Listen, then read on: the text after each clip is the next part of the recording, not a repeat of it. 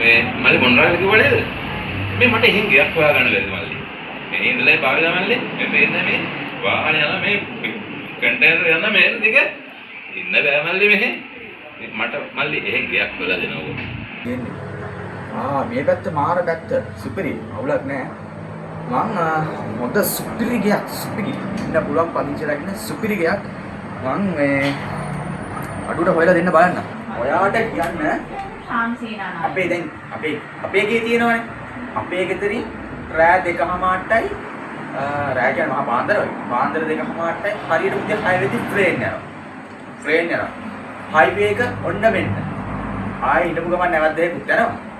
මේ ඔය හිටපු ගමන් ඔය බස් එකක් එහෙම යනවා අවුලක් නැහැ. කෝච්චිත් යනවා.